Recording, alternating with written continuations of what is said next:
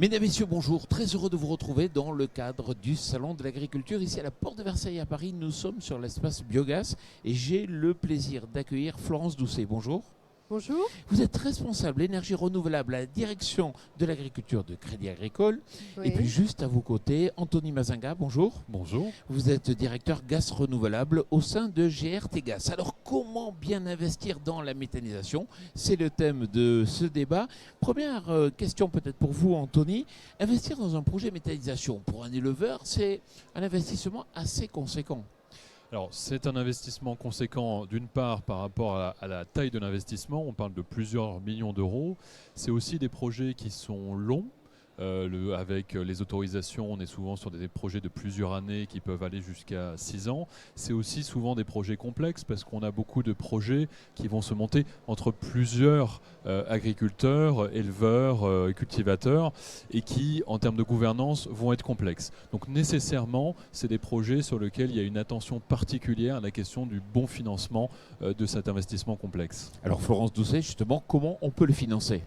Alors, comment on peut financer? Bon, bien entendu, j'approuve tout à fait ce qui vient d'être dit. C'est un investissement important dans la vie d'un agriculteur ou d'un groupe d'agriculteurs. Et on peut le financer de la façon la plus fluide possible dans la mesure où le projet est bien préparé.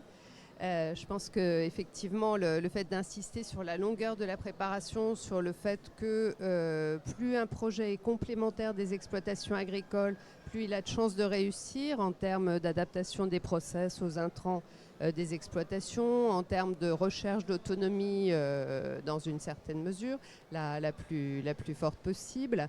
Et puis également en termes de préparation du projet, formation, visite, contact avec de nombreux constructeurs, de façon à avoir un projet qui soit bien ficelé. Après, bien entendu, on a la phase du financement, mais qui ne me paraît pas être essentielle. C'est la qualité du projet en elle-même qui compte. D'accord. Anthony Mazinga, est-ce que c'est un investissement qui est risqué aujourd'hui ?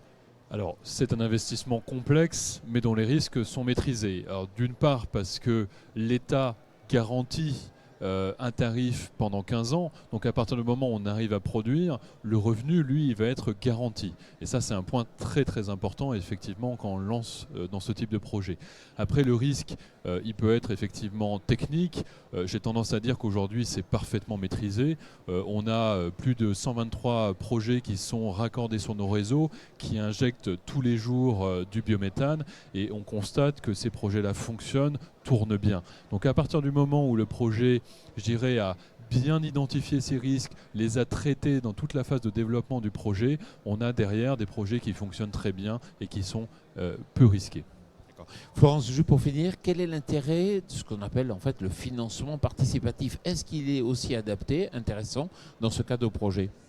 Alors, le financement participatif présente, je dirais, deux intérêts principaux. Le premier, c'est d'apporter des fonds propres, ce qui est important, puisque effectivement, on a, comme dans tout projet, un certain nombre de risques et il faut un matelas de sécurité en termes financiers pour ne pas trop emprunter. Donc ça, c'est la première chose. La deuxième, et elle est d'une importance non négligeable, c'est l'acceptabilité sociétale. Plus le public et l'environnement géographique immédiat sera associé à ces projets-là, plus ça voudra dire qu'il aura été informé, donc que les promoteurs du projet auront intégré dans leur projet la demande des riverains, et moins on aura de risques de recours contre les autorisations. Peut-être j'aimerais rebondir sur les fonds propres. Ça devient effectivement un défi pour la filière. Les subventions publiques qui jusqu'à présent apportaient beaucoup de fonds propres sont plutôt en train de se réduire et donc il y a un besoin. Ça peut venir du financement participatif, ça peut venir aussi de financement institutionnel.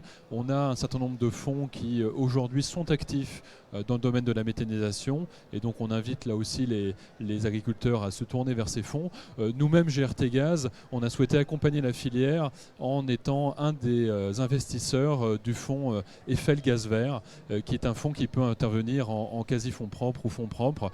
Donc voilà, il y a aujourd'hui effectivement un certain nombre de solutions pour assurer cette question des fonds propres, tout en permettant aux agriculteurs, et c'est aussi important, qu'ils aient la maîtrise de leur projet, qu'ils restent majoritaires dans leur projet.